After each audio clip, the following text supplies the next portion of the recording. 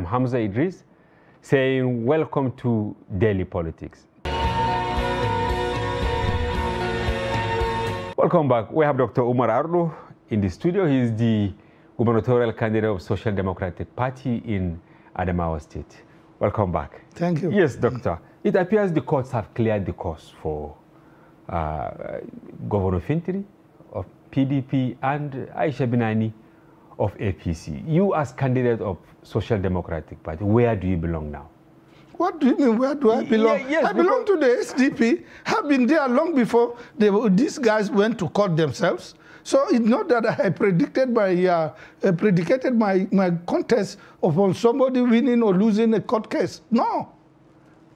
Well, people, were thinking that when there is APC, there is PDP, people should not even talk about SDP. Well, I don't know people who will say this, because it's only the non-discerning that will speak like that. Okay. In a collapsing society like ours, in a collapsing democracy. Are you referring to Adamawa or Nigeria? As a whole, okay. Nigeria as a whole, yes. And Adamawa State in particular. In a collapsing society like ours, those who play the roles in this society, governing the society, leading it to the collapse, are the ones that are at disadvantage. Because they have nothing to say.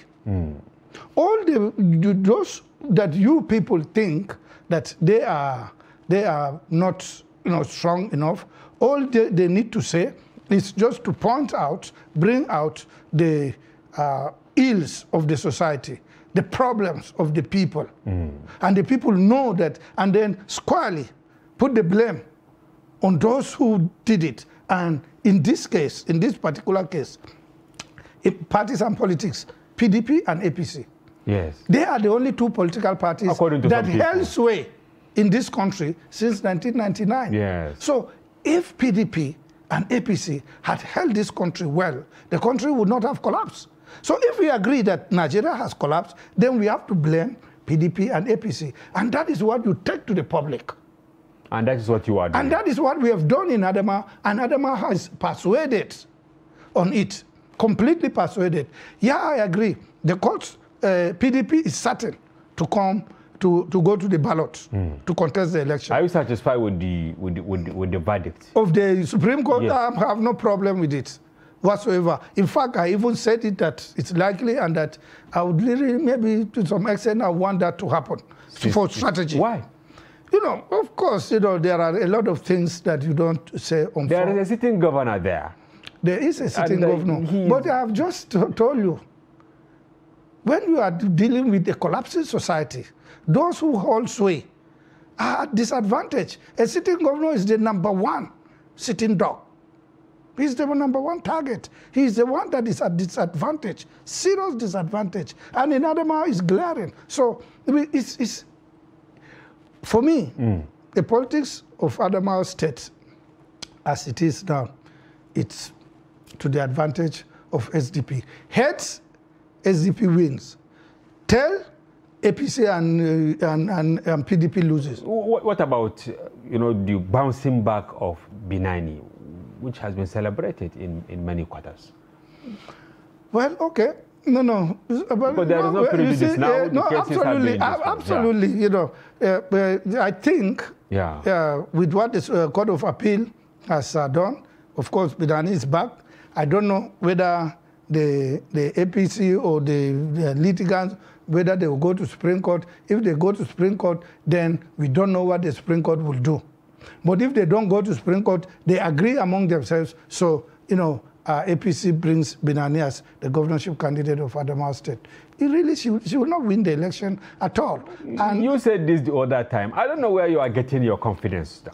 What does she have to tell the people of Adamawa State? A grassroots approach to politics. See, after the removal of the APC, that is Senator Binani, within these 2 months, the intervening 2 months, we've seen her strength. And that strength it has been basically neutralized. How? If you, I don't know, your paper or your television, you have reported, you've covered it, so you have seen the turnout in Adamawa. You have seen it was rented crowd, or it's not true? Where would I get the money to rent crowd? It's people have just given it. Everybody should come. Everybody should come, and I facilitated those who can come and so on, and they turn out. They could not. It's the largest turnout that a governorship candidate, flag bearer, has ever done in that state. It's the largest. Not even the sitting governor. In fact, it bludgeoned the sitting governor to frighten him to go to do his flag off in a small local government in Shellen. He could not come to Ribadu Square to come and flag off because he knew that he would not gather. He knew that he would not gather. Yeah, was he not the one who gave you permission to host yours at Ribadu Square? Yeah, he did. He did, but the law requires him to do so. Well, there are many governors, Then they are lawless.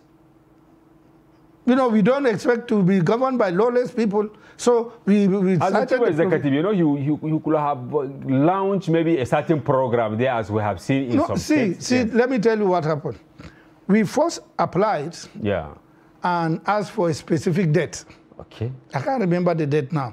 So they now wrote us back and said to us that date is, or let's say that date was fixed. There's something happened for an event. So when they sent it back to me, then we now, actually I even drafted it. We now said, okay, we are going to put off that date. But if you can give us this date, or this date. Okay, you put three options. Yeah. Yes, or any other date, with Monday or any other date next week. Yes. With the exception of Fridays and Sundays. So naturally, they will not tell us that these days they don't exist because someday must exist. And so he will have given you a date that will come after the election. No, he cannot now. They can't do that. Okay. The law is very clear. The Electoral Act 2022 has done a lot of good, It was flaunted.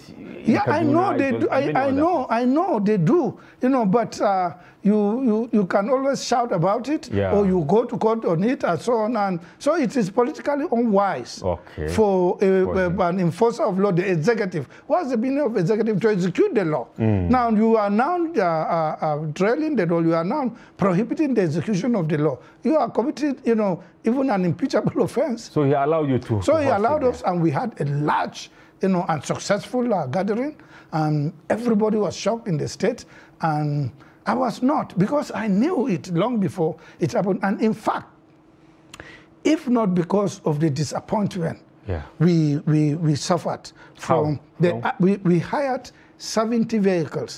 This 17-seater Adamawa Sunshine. Okay. 70. Belonging to the state government. Yeah, but it's the only place that you can have 70 of these. So we discussed with them, we hired it, we paid full, and so in the morning, 6:30, they should be available, to start picking people who will be coming out in various spots across the three major metropolitan local governments. Okay. Yola North, Yola South, Gire, and Fufore. So up to 8:30, 9:30, 10:30. In the morning. In the morning. Of the day of the program. Yes. And our program was supposed to start by 11 o'clock, before they came. Now, I thought maybe there was a sabotage, or maybe there is organizational failure or whatever, with that. But even at that, you can see how Ribadu Square, was Yes, I have a question here, Doctor. Because you now said on getting the buses, there were issues.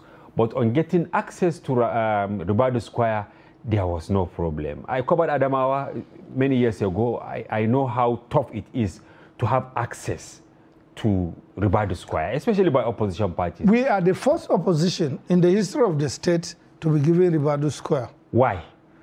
Well, because we cannot stand them not obeying the law now. Then maybe I find it difficult to reconcile, because there are allegations that you have a certain arrangement with Fintiri. Me? Yes, that maybe at the end of the day, you will back out and support him. Me? But whosoever speaks that, it's not true. Obviously he doesn't know me. He doesn't know the politics. He doesn't know the dynamics. He doesn't know. They nothing. establish a nexus between the getting access to the Ribadu Square and many other issues that you got advantage. Well, I don't know. People, make stories in every story. Maybe to demarcate you or something. Whatever they want to do, they can't demarcate me. Adama people are persuaded, in my politics. They are. Sure. I assure you. Of course, I can guarantee you that. But you said you were able to take a large percentage of Binani's followership. What magic did you do? You give them money? No, I just happened to identify who they are and then contacted them and then said the right words and then did the right thing and they become persuaded and they followed and they are with me. And when the Court of Appeal judgment was passed, many went to the radio station and said that, look, we've left her during this intervening period and we are going to stand where we are, with the SDP. Many went to the radio stations. Some of them did not make a U-turn after to go back to her. Because maybe about maybe a few, very few, 1, 2, 3, but the substantial majority, they are with us. And I can assure you, once we go to the field, and we are in the field now, a lot of things will change. A whole lot of things will change. Welcome back. If you are just joining us, this is Daily Politics on Trust TV. Do well to follow the conversation across our social platforms on Facebook, Instagram, and watch us live on YouTube. We now have Shuaibu Garagombe in the studio to discuss recent developments in the Northeast, including oil discovery and other issues. Welcome. Thank you. It's my pleasure. Yes. Barely 2 months as special advisor to the governor of Gombe State. And before this, you held similar portfolio of sorts in Kano. How is the transition in brief? Well, I found myself working with Engineer Rabiu Musa Konkoso and also working with Governor Inua here now, all as special advisors, using different portfolios. In Kano, I was advisor on sports. Yeah, and this is the area that you are really famous. Yes, but I mean, it depends on, there's no job I cannot do. I can only not be an accountant, I can be a doctor or engineer. But any other thing outside that, I will do my best. Okay. And also, the two of them, one happens to be an engineer trained to spend money, while one happens to be an accountant trained to keep money and manage it. So, of course, you're going to have differences. But honestly, it's I learned a lot on the Engineer Rabiu Musa Konkoso, and also I'm learning also under Governor Inua Yahaya. And people thought that it's just now that I'm meeting him. Inua is a brother. Okay. And 2011, I was part of him. In fact, I was one of those who drafted his manifesto in 2011. Unfortunately, we couldn't work together.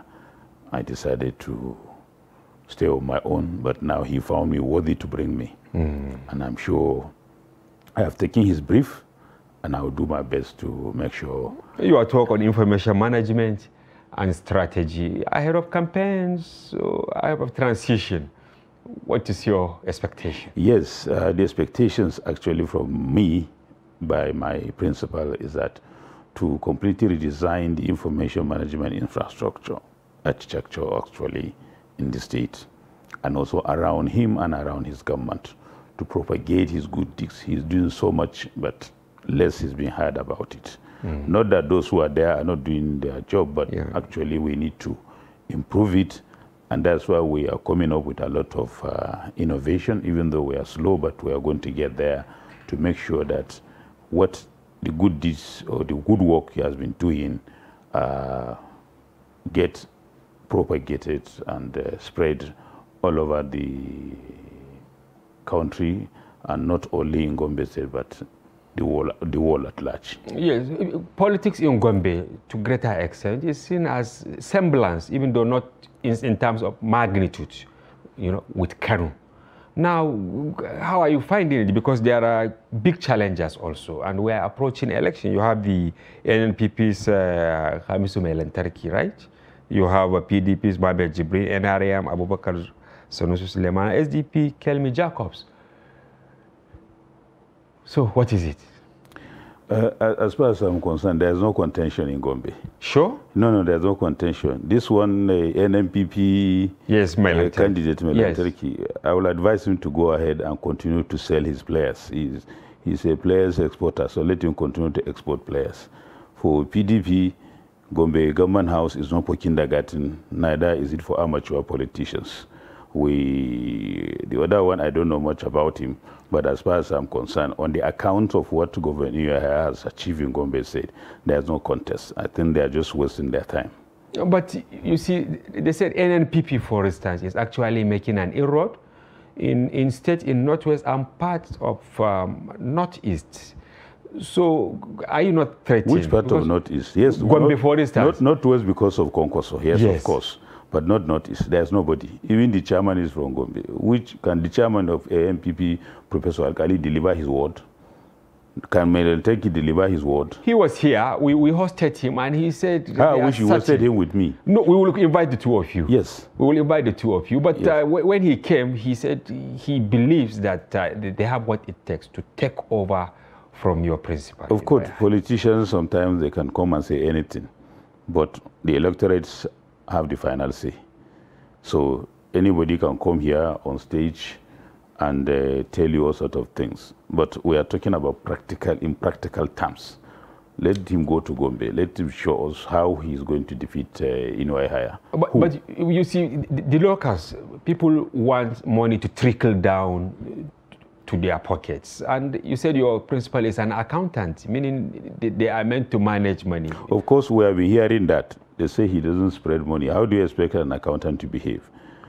The job he is doing is enough to show that people should make a choice. Like what? Do you want to spread the money? You want to spend money to put money into individuals' pockets and not to work, or you want to work and not to put money into people's pocket? And at the same time, in what sense? You know, in Ekiti, we had a governor who said, okay, he was there for stomach infrastructure. Your governor is there for what? That is another word for corruption. Any governor that is telling you he's there for stomach infrastructure, he's there to steal money. It's very practical. Governor Inuaihaya has reduced recurrent expenditure into capital, raised capital expenditure. Like that is what we are saying. In terms of infrastructure, first and foremost, there is no governor in Nigeria that has renovated the entire primary healthcare centers in his state like he did.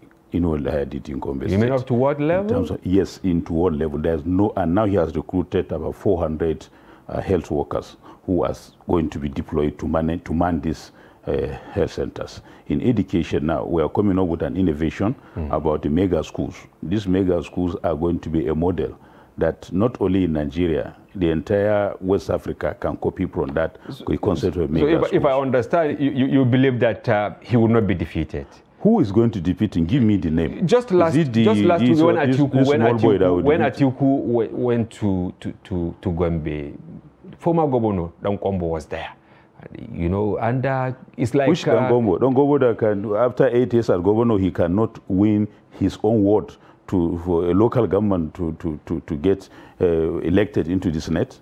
Is that the person you are talking about? Maybe when I went to Gombe, what was the size of the people in the stadium? Rather, they came, they were regretting even to take a stadium. They preferred they could have taken a small football field in Gombe because there was virtually nobody.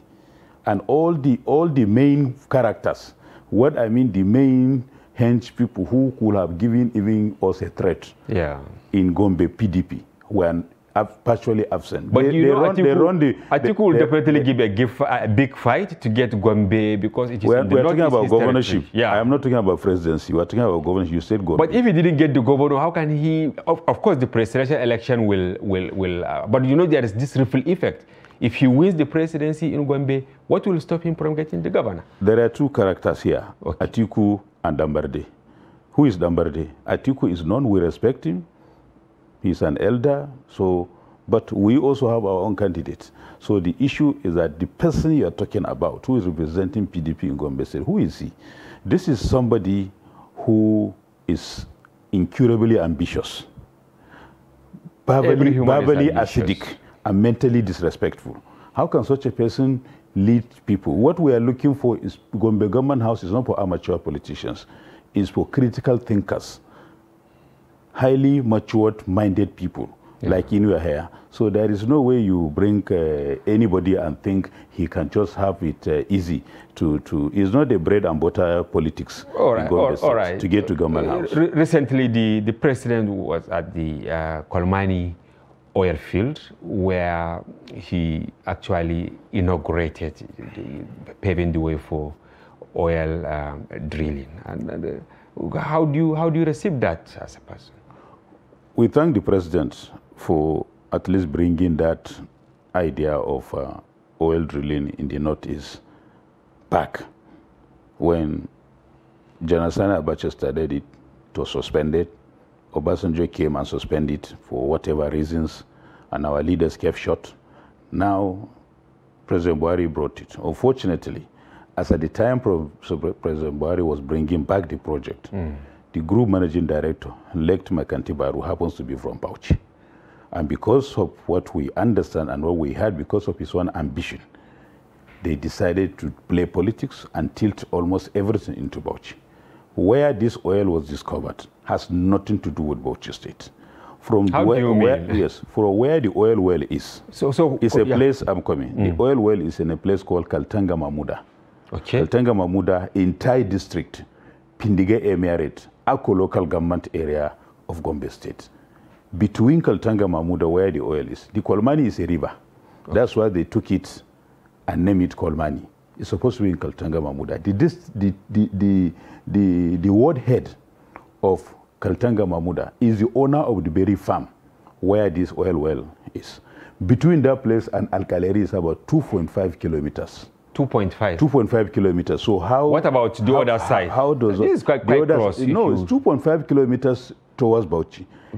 Kaltanga, Kolmani 1, Kolmani 2, Kolmani 1 oil well, Kolmani 2 oil well, Kolmani 3 oil well, Kolmani 4 oil well, and Kolmani 5 oil well. All the 4, 2 to 5 are in Gombe State. It was only Kolmani 1 that is in Which was inaugurated last? No, Kolmani 2 is one that was inaugurated.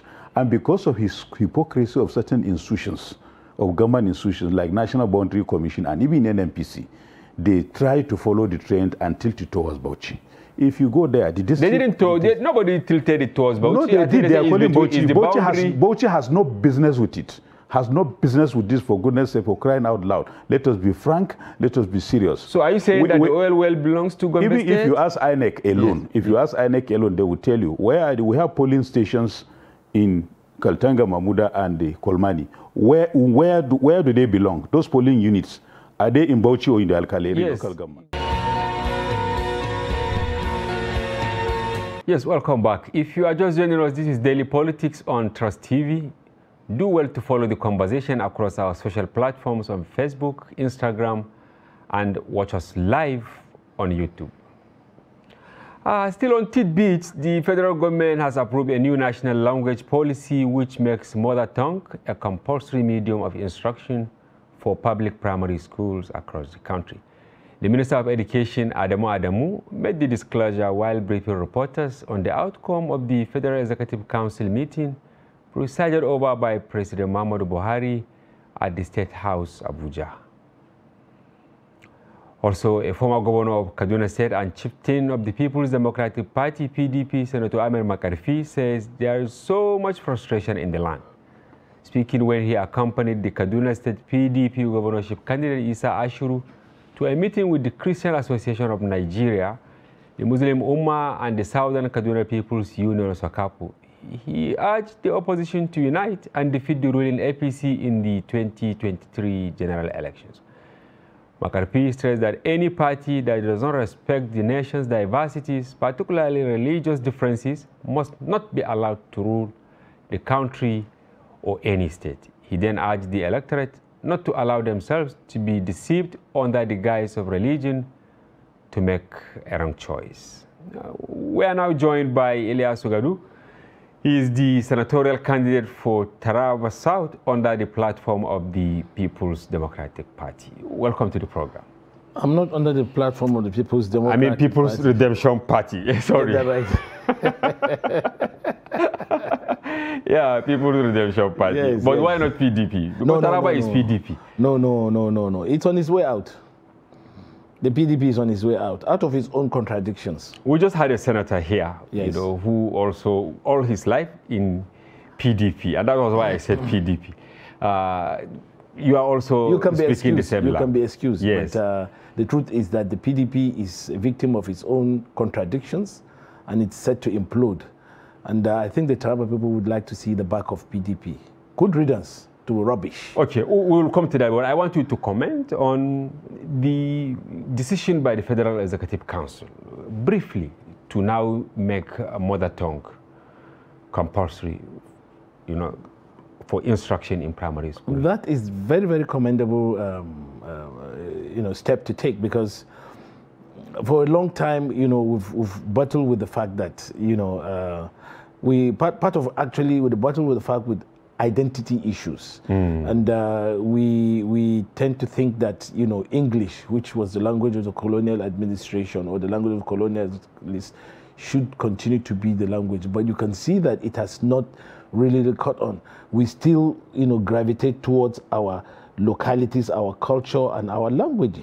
So I think that's a right step in the right. And also we should also look at other countries that also have the same thing. They may have what they call a national language. National language, but along the line they also ensure that other languages that are of prominence also become prominent, because some of the people, we have brilliant people out there who cannot speak English, who cannot write English, but they can write it in their own mother tongue. And it's also a way to even encourage the seeming extinction of our indigenous languages. Yes. Some of the things that we cannot study in English because of the difficulty in English, we could easily do them in our local but languages. It's one thing to have a policy on paper to approve it, and it's another to actually make it practical. Nigeria has hundreds of dialects, right? Yes. How are they going to do it? Because if you are to teach maybe in Hausa, for instance, or in Fulfulde or in Igbo, meaning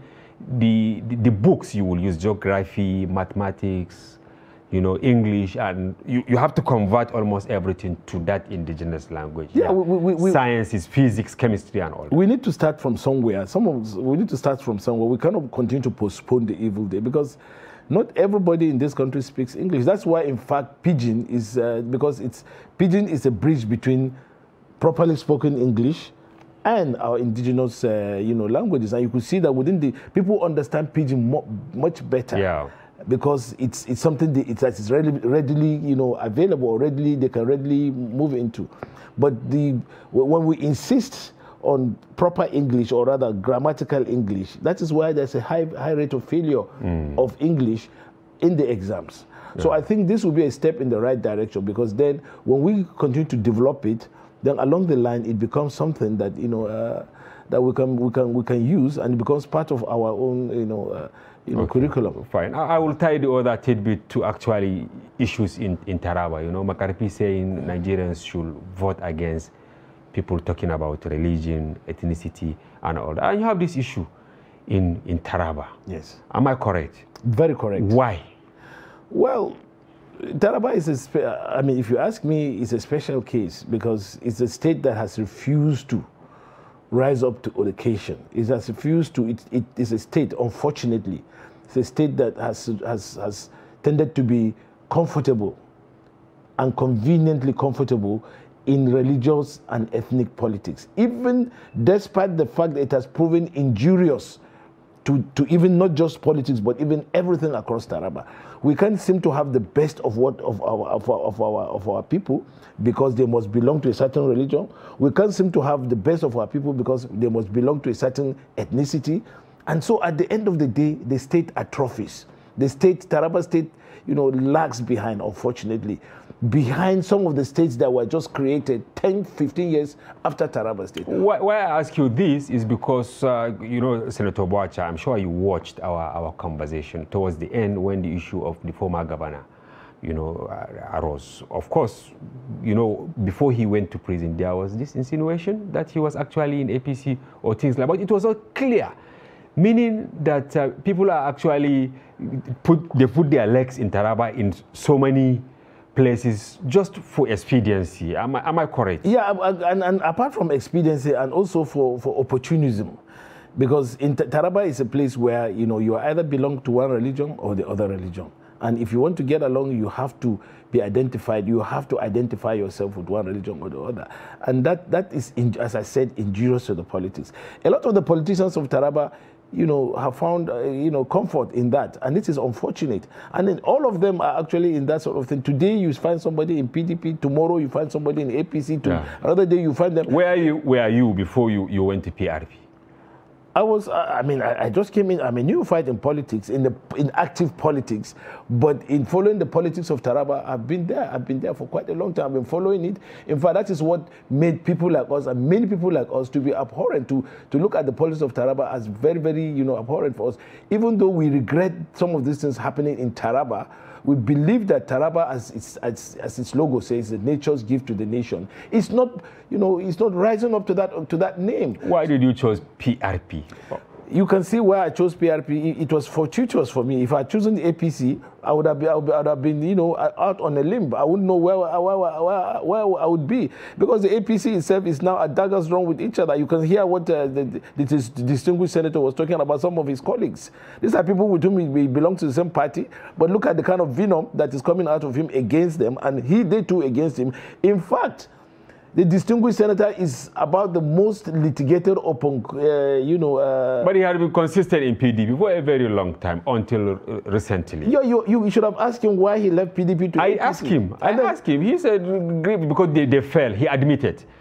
But he should take responsibility for the failure. I mean, he has been a member of which fellow? The failure of the PDP. He had been a member of the PDP right from when he was a member of the State Assembly. He became a commissioner under a PDP government. But if he had not been performing, do you think he would have come this far? Honestly, I wish the two of you were together, but for obvious reasons. Yeah, well, but that's why I don't want us to actually concentrate on you answering all the things that he said. Yeah. Yeah, the things he should have asked himself is, why is it that today he's being litigated upon? Because with due respect, the senator, along with others in Taraba, other politicians, created this very monster.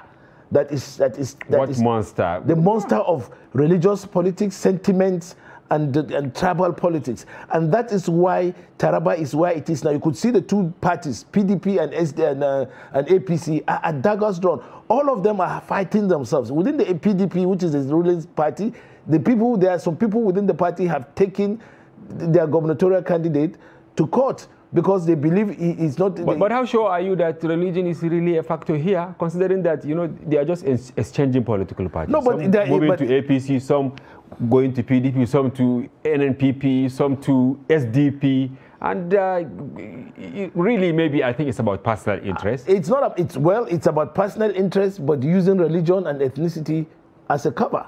Because at the end of the day, if the politicians of Taraba would come to a forum like this and be challenged by responsible people, by people who want the progress of Taraba, they'll be found to be empty.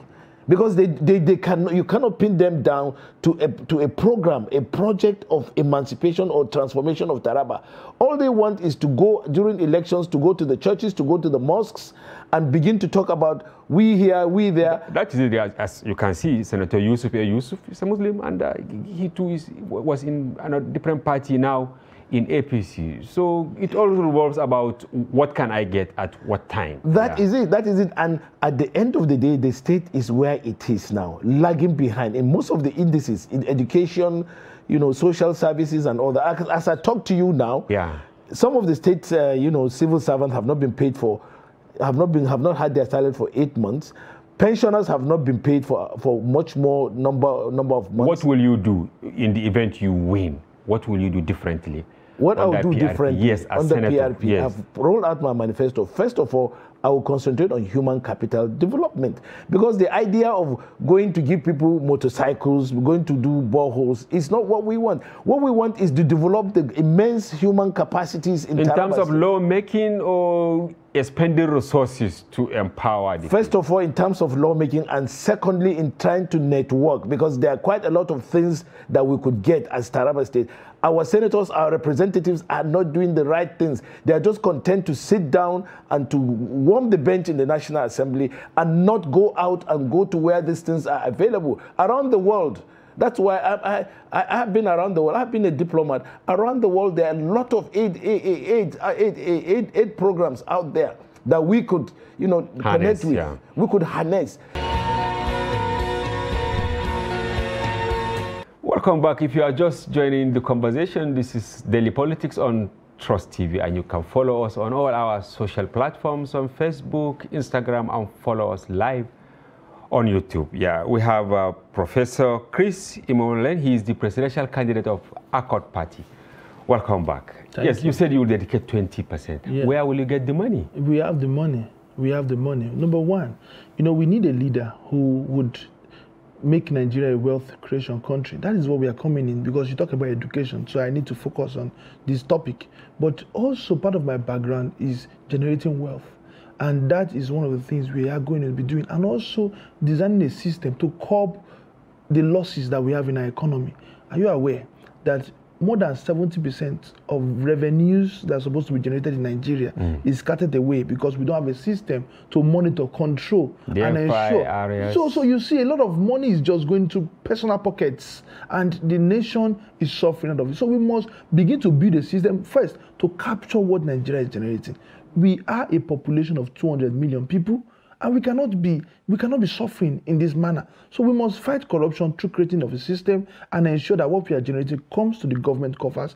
And again, what is budgeted for everything that we must do must be used. That is through monitoring and evaluation and implementation.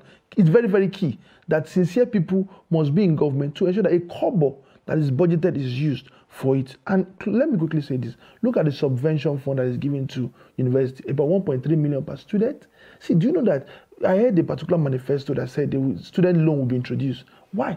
Don't give loan to students. Nigeria does not have a system to give loan to students. It will not work. It will not work because we don't have a credit economy. You cannot run a credit economy if you don't have a system that gives job guarantee. So it's dead on arrival, that proposal. Don't make promises. Just passed the bill. Don't make promises that you cannot do. Okay. What we must do, we can increase and we can make effective the bursary to students. Yes, we can reduce the subvention. If you are allocating 1.3 million per student per subvention, why can't you give a student 100,000 per year as a bursary fee? Don't give them loan. Don't make Nigeria indebted. We don't have that system. We need a government that is charitable to its people. It's not about business. So we can give students 100,000 or more per year as bursary. We have state that is doing it. Government can begin to look at ways to encourage students, ways to encourage teachers to make sure that our educational system is fixed better. But you subscribe to the idea of introducing tuition in the universities so that they should be able to start funding themselves, even if it is 40% or 50%. Many universities, even government-owned universities, are receiving tuition. They are receiving the student pay. They just say hostel, this and that. See, they don't call it actually tuition. That is money, is money. See, when I did my master's long ago in a school, I just mentioned, I don't want to mention the name yet. Yeah. I still paid over 100 or something thousand. People still, and let me tell you, I'm an educationalist, and I know that some of this fee that students pay, it can be enough to do a lot of things if there's no corruption in the system.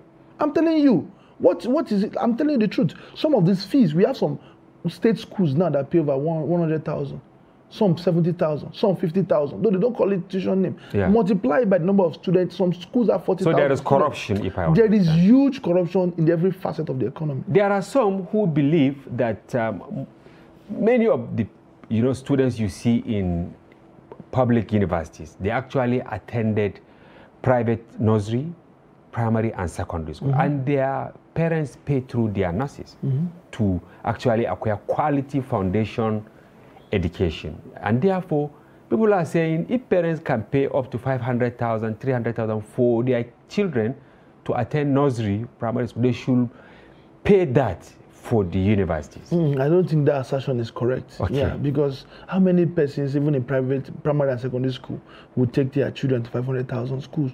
No, it's less than 10% of. I don't think the statistics will be very poor. So we cannot just assume that those in. I went to University of Benin, and I know a lot of my friends who we also they are in government school. We can go to schools and take those statistics.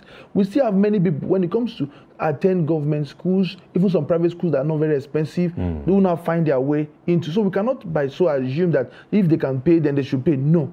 What I'm saying is this. Yeah. Do you know that even in specific terms, what you will do to actually demystify ASUU to make sure that the universities are productive, they are conducting research, they are at par with their peers across the world. Yes, and you're aware that there are a lot of what's called non-academic program. I don't know what to call them. There are many universities that venture into through their consults. Okay. We talk about the P-degree program, the sandwich program. Some of these things are making huge.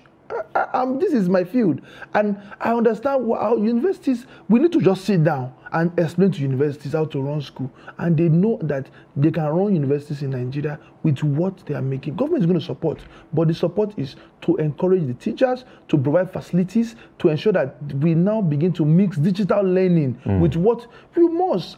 And you know what digital form of learning does? It makes you ensure that you give quality teaching to your students even while they are at home or they're in school without having so much. You can teach. Look at, there are some universities. Let me give an example. There's a university in the US called Yale University. It has over 1 million students. 1 million? Yes, and you need to see how teachings are being done. Virtually 80% of the teaching are done through digital blended learning system. Nigeria must begin to adopt international best practices. I know that there are some courses that cannot be delivered through online, like the engineering, like the medical courses. Yeah. Yes, but those courses that can be delivered online. For example, I'm a professor. Are you aware that from here, I also take courses, and many universities all over the world attend my course? I don't need to be in Florida, but I'm here because that is my field, and that is a field that, for example, I have a professor in, and I can teach, and everybody listens to me, and that again will help us. Let me go a little bit back. Look at Zamfara State. Let me take a case where most schools have been shut down for like 2 years due to insecurity. Digital form of learning would ensure that even when school is shut down, education continues. We must do everything possible to keep our children, to keep our brother learning continuously. You know, education and learning is about prescription of drug when you are sick. Once you stop half dose, you have to start again whenever you want to start. Many of these children, we are destroying our future. And that is the kind of leaders we are going to have in the next 20, 15 years from now. Yeah. What are they but going to have? Who are the people you will work with? Because while going through Accord Party, it says one of its ideology is corporatism, which advocates the organization of society by corporate groups such as agriculture, labor, military, business, scientific, and all that. It is meant to be an alternative to both free market economies and socialist economies. How can you achieve this? Free market economy, socialist, meaning it is maybe center left or center right. Of course, like that is the driver. That is how we're going to drive our economy. And you just asked me, who are the people I'm going to work with? Yes. You know, we must begin to recruit people like team, which we also have. And by the time we get into power, people that are working with us, they are selected systematically. Those that have what it takes to fix the Nigerian economy. One of our strongest point is the team that we are bringing on board. These are teams of technocrats. These are teams that understand the problem, who have value to solve the problem. And they are builders, they are youths, they are young Nigerians. Of course, we have aged among, but 70% of the people that will be coming on board to solving Nigerian problem are like minds like us. So when Nigerian youth are clamoring for youthful inclusivity, women inclusivity in government, you already have one. And once you have a young person run the affairs of Nigeria, you can be sure that you're going to have a lot of young minds who have what it takes, who have the technological brain to begin to fix our problem. Now, these professionals that you mentioned, because the allegation is that no political party has any ideology. But when I read about your political party, you now talk about this corporatism. Yeah. Is it that you maybe for agriculture, you will ensure that the minister read agriculture in the university, health, the minister must be police and all that? No, we people who have track record, who has proven themselves, who have knowledge in those fields, we are not going to pick because we want to reward people politically. No, because there are some fields that you must just pick the best. Yeah. This is about our country, this is about our generation. So that is the problem we have in Nigeria. See, let me say, there are some parties like these other parties you talked about. People are already fighting for position and they don't even know. It's not about position. Let us get there. Let us fix the problem of our nation. It's very critical for us. If we fail in our generation, what face would I have to face Nigeria? But do you have the wherewithal? Because this takes me to the other issue which you raised in your party, you know, this issue of popularism, which refers to a range of political stands that emphasize the idea of the people and often juxtapose this group against the elite. Because at the beginning of the conversation, you also chastised the elite. You said they are the cause of our problems. And we have this ideologue oligarchy of sorts in Nigeria, where you see leaders, somebody who has served as president, he wants his son to also be president. A senator wants to be there for 50 years, and if he gets out, it is his son. If maybe a commissioner dies, you know, the governor replaces him with his son and all that. How are you going to penetrate this strong cycle? Okay. To win the election? Okay, let me you're talking about people, you're not talking about cooperating with the people who control the power. No. That is why if you look at, you've not seen me and our party drop any account to say we need donation. You've not seen me or our party say we are going to make, we are meeting the political stronghold of Nigeria to support us to win the election. Because we understand that the majority of them are the cause of the problem. We don't want to sign a contract to get into there. See, if I'm not going to work, I'd rather not become the president of Nigeria. I want to become the president because I want to fix the problem of Nigeria. And going there, going to meet those group of people who you believe are the makers. Yeah. You know, what you do eventually is to sign out Nigeria future and not solve the problem you want to solve. So this is it. Yeah. We, as a party, we believe that we cannot continue like this as a nation. The system has not improved us. The system has not made Nigeria a better nation. And we are beginning to get to a stage where those who are tired of status quo, those who are tired of the Nigerian system are now becoming more than those who don't care. You will cash on that. We are cashing on them, we are creating massive awareness, and we are getting them on our side quietly. Welcome back. If you are just joining us, this is Daily Politics on Trust TV. Do well to follow the conversation across our social platforms as Facebook, Instagram, and watch us live on YouTube. Yes, we have in the studio Paul and Nana from Yaga Africa and Labour Party. Before we continue, we'll take this short report on election offences. The representative of the Commissioner of Police for the Federal Capital Territory says awareness of civic rights and responsibilities, as well as working with the relevant authorities, will go a long way in addressing majority of the vices recorded during the election season. The police alone can't do the job alone. There's no way we can synthesize the community alone. It's a joint contribution just from the orientation, the National Orientation Agency, because today we have a lot of false information on the internet. The internet is a good place, but we have a lot of false informations, ideologies, which can be changed by this kind of meetings and seminars. When the rightful information is being sent to them, when they know the law, that this is the law, this is what it entails during the election period, this is what each citizen should do. The citizens themselves can arrest. It's not just the police that can arrest. But you can only arrest when you know what is right and what is wrong. For the other stakeholders, it is a matter of equipping the force, improving police-community relations, and synergizing with the public and other partners to rise up to its responsibilities before, during, and after the elections. Now, the IG and the CP himself wants us to be closer to the election coming in 2023. We have been saying that we want it to be free and fair, free and fair, free and fair. How can we make it free and fair if we don't know the don'ts and the do's of what is expected by us? We, like other stakeholders, are concerned about incidents of violence that are already unfolding in different parts of the country.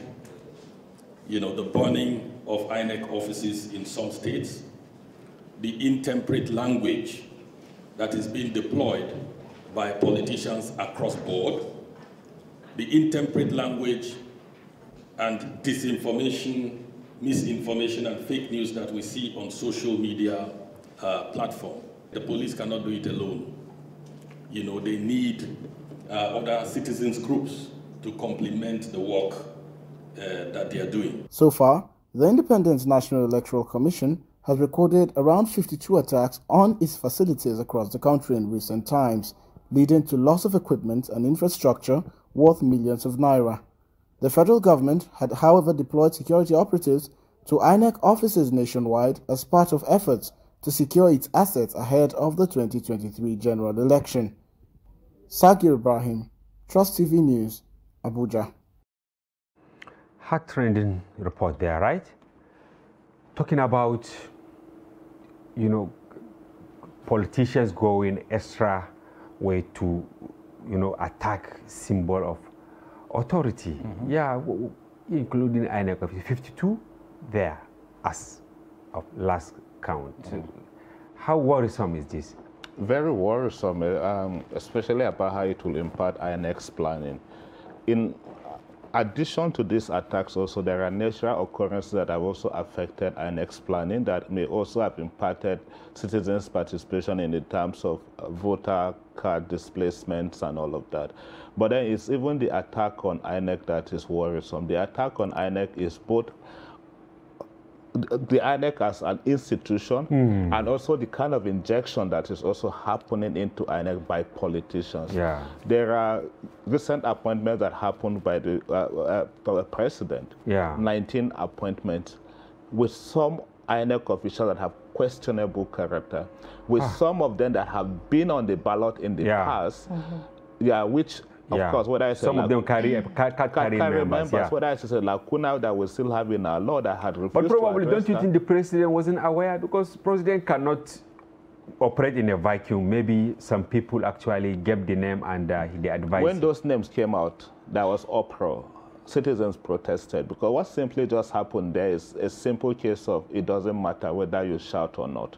But then in the other sense also, it's just telling you what to expect in 2023, that INEC as an institution is under attack, both from external and also from within, because some of this could even start from within, and that is why we need to also keep an eye on INEC.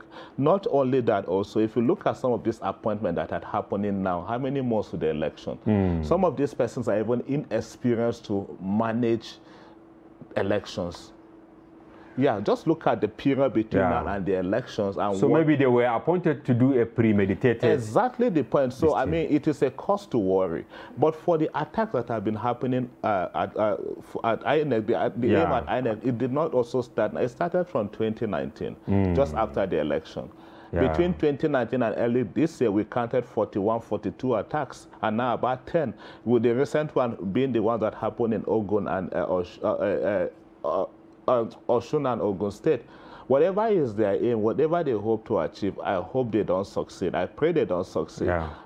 INEC as an institution will stand. Now, there are already concerns whether INEC will be able to conduct a nationwide. Wow. Because Nana, will you say something on this? You can see we're talking about destructive campaign and the direct attack on institutions of authority. I won't want to say too much on this, but one thing I'll do is I'll call on President Muhammadu Buhari and say to him, sir, the only thing you owe Nigerians now as you're going out is a free and fair election.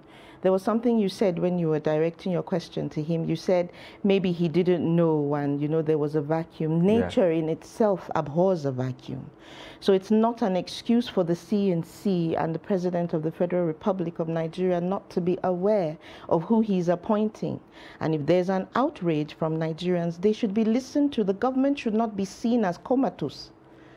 These things affect the way the country is run. But, Paul, don't you think political parties are actually giving the room for all these things to happen?